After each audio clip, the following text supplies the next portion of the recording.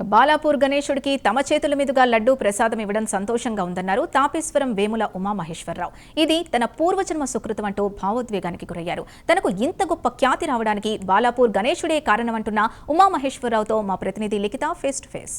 బాలాపూర్ లడ్డు ఎంత ఫేమస్సో అందరికీ తెలుసు. అయితే ఆ బాలాపూర్ లడ్డు ఎవరు తయారు చేస్తారు, ఎక్కడి నుండి వస్తుంది అనేది మాత్రం చాలా తక్కువ మందికి మాత్రమే తెలుసు. ఈరోజు మనతో పాటు ఉమామహేశ్వరరావు గారు ఉన్నారు. ఆయనే ఈ బాలాపూర్ లడ్డూను ప్రతి సంవత్సరం కూడా స్వామివారికి వెండి పళ్ళెంలో తీసుకొస్తారు.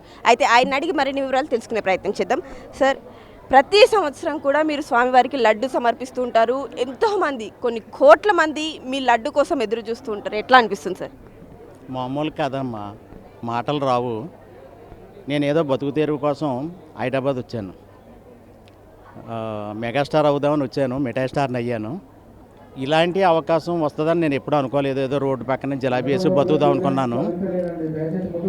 ఇంతటి అదృష్టం ఎన్నో జన్మల పుణ్యఫలం అయి ఉంటుందమ్మా. వీళ్ళు ఇచ్చి ఆతిథ్యం కానీ సత్కారాలు కానీ నాలాంటి తట్టుకోలేడు. ఎందుకంటే మనం చేసింది చాలా తక్కువ. వాళ్ళు వీళ్ళే కాదు, మొత్తం బాలాపూర్ వాళ్ళంతా కూడా చాలా రెస్పెక్ట్ ఇస్తారు. నిజంగా ప్రస్తుతం మనతో మాట్లాడడానికి ఆయన సతీమణి రాజరాజేశ్వరి గారు ఉన్నారు. ఆవిడని అడిగి మరిన్ని వివరాలు తెలుసుకున్నాం, ఎందుకంటే సార్ చాలా ఎమోషనల్ అవుతున్నారు. సో కాసేపు ఆయన గ్యాప్ ఇద్దాం. మేడం, చూస్తున్నారు, మీరు కూడా ఈ వైభవం అంతా చూస్తున్నారు. ఎంతోమంది భక్తులు మీ లడ్డు కోసం ఎదురు చూస్తూ ఉంటారు. అలాగే సార్ని ఈరోజు సత్కరించడం కూడా నిజంగా చాలా లడ్డు కదమ్మా, మేము చేసినంత వరకే మా లడ్డు. అది దేవుడి చేతిలో పెడితే అది ప్రసాదంగా మారుతుంది. దానికి ఒక శక్తి వస్తుంది. అది నేను చేసినా నువ్వు చేసినా ఎవరైనా చెయ్యొచ్చు. కాకపోతే ఆ అవకాశం రావడం అన్నది అదృష్టం, మామూలు అదృష్టం కాదు, చాలా చాలా అదృష్టం. అది నిరంజన్ రెడ్డి గారికి, ఈ బాలాపూర్ సమితి వాళ్ళందరికీ శిరస్సు వంచి నమస్కరిస్తున్నాను. సో మనం ఆవిడ సతీమణితో మాట్లాడదాము. అమ్మ, ఈరోజు మీరు చూసారు ఈ వైభవం అంతా కూడా. సార్ చెప్తున్నారు, మేము లడ్డు తయారు చేసే వరకే మా బాధ్యత, కానీ ఇక్కడి దాకా తీసుకురావడం ఆ స్వామివారి అని చెప్తున్నారు. అనుగ్రహం మాకు చాలా సంతోషం అండి, చెప్పలేనంత సంతోషం. మాకు గణేష్ చవితి వస్తుందంటేనే 10 రోజులు పండగగా ఉంటుందండి. మాకు నిద్ర పడితే ఎలా చేయాలి, ఏం చేయాలి అదే దీని గురించే ఎక్కువ ఆలోచిస్తూ ఉంటాము. లడ్డు ప్రసాదం ఈ స్వామివారి చేతిలోకి వెళ్ళే వరకు కూడా మాకు టెన్షన్గానే ఉంటుంది. వెళ్ళిన తర్వాత అదే ఎలా చేయగలరు కానీ అంటే మాకు టెన్షన్గా ఉంటుంది. మాకు ఎలా పట్టుకెళ్ళాలి, ఎలా తయారు చేయాలి, ఎలాగ అందివ్వగలుగుతాం, కొత్త రకంగా ఏం చేయాలి అని ఆలోచన వచ్చినప్పుడు చిన్న ప్లాస్టిక్ గిన్నెలో పెట్టించాను. తర్వాత స్టీల్ గిన్నెలో ఫస్ట్ సారి ప్లాస్టిక్ గిన్నెలో పెట్టి స్వామివారి ముందు కూర్చుంటే నాకు ఒళ్ళు జలదరించింది. అంటే స్వామియే మీ ముందు ప్రత్యక్షమైన అలాని కాదమ్మా, ఇంత ఖ్యాతి ఉన్న స్వామికి ప్లాస్టిక్ గిన్నెలో పెట్టేవేటని స్టీల్ దాంట్లో పెట్టాం.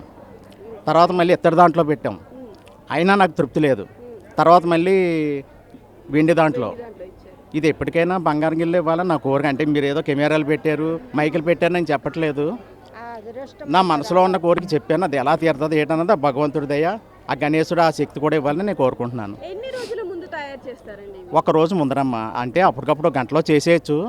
కానీ ఏంటంటే అది మెల్ట్ అయిపోద్ది అనమాట. మన కారులో తెచ్చేటప్పుడు మేము కొంపల్లి నుంచి ఇక్కడ గుంటలో పోచంపల్లి నుంచి ఇక్కడ తేవాలంటే ఓఆర్ఆర్ ఎక్కితే 75 కిలోమీటర్లు వస్తుంది.